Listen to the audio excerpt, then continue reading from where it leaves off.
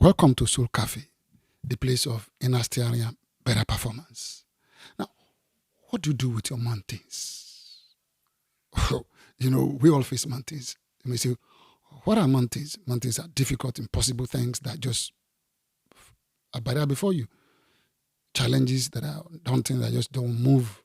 And, your limitations and barriers. What do you do with them?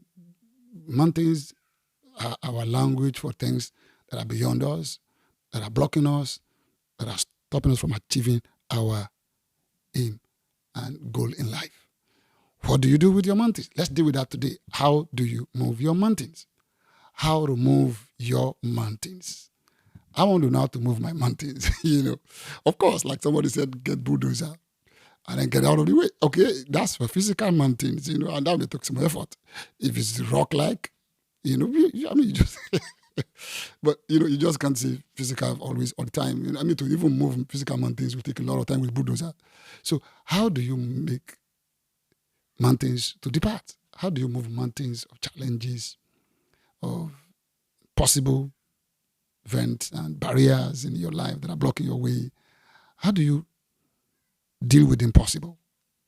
Are we just left to ourselves alone to just settle with it? Like somebody said, get to the mountains, park around it, and stay around it. All right. But what does the Bible have to say? Jesus Christ gave us one fantastic principle that if you just use this principle, it will change your life. When it comes to the mountains, Jesus gave us what to do. When I saw it, it was quite amazing. Jesus said you should do something with your mountains. And amazingly, he didn't ask you to pray. Wow.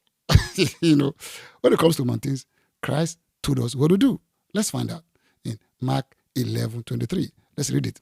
For assuredly or verily I say to you, whoever says to this mountain, be removed and be cast into the sea, and does not doubt in his heart, but believes that those things he says will be done, he will have whatever he says.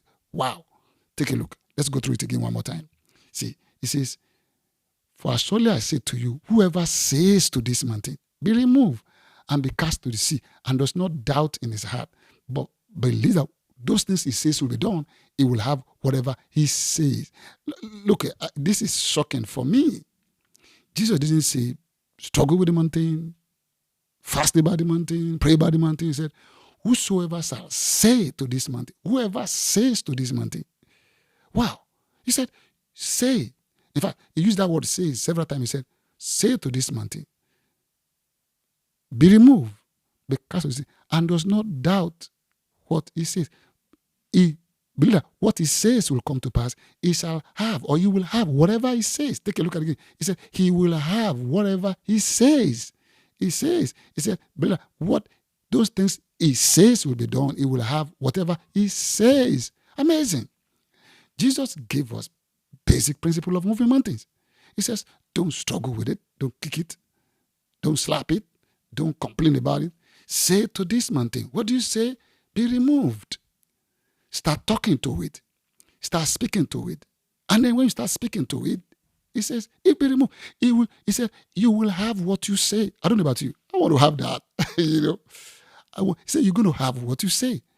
On one condition, you believe that those things you say to the mountains will be done.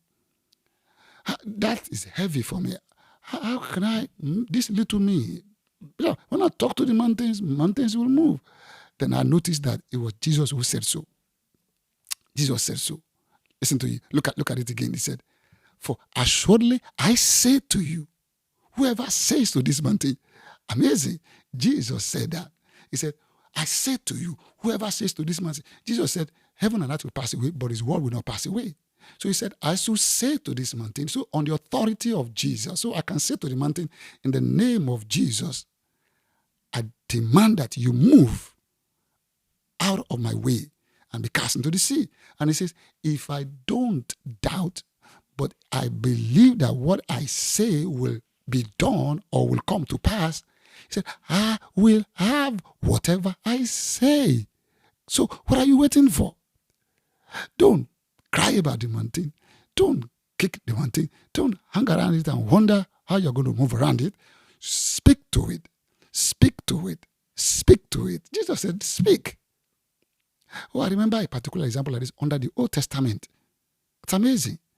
God took this prophet Ezekiel into the valley of dry bones. And God said, can this bone live? These bones live? And the prophet said, Lord, you know. God said, son of man, prophesy, say to these bones, gather together, come together, cover with flesh, and come alive. And the man got up and spoke those words. God said to speak, so he spoke those words. And the Bible says the bones were coming together and the flesh were covering them, but they were not alive. They were not yet getting up. And God said, oh, speak some more. Talk to the head. Talk to the breathing, that they will breathe. They will have hair and they will begin to breathe and they begin to have life. And he spoke to the air, said, breathe and have life. And this tires coming alive. Amazing. He spoke. Of course, God spoke it, but it didn't happen until he spoke it. Jesus said, you say to this mountain, I say to you, you say to this mountain. So Christ will not speak to your mountain. You are the one he's speaking to speak to your mountain. He said, say to this mountain and believe that what you say will be done. That's what to believe.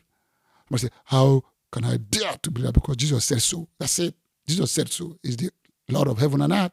So I can say to this mountain. And I do believe that what I say will come to pass. Mountains can be physical problem, infirmity, sickness, disease.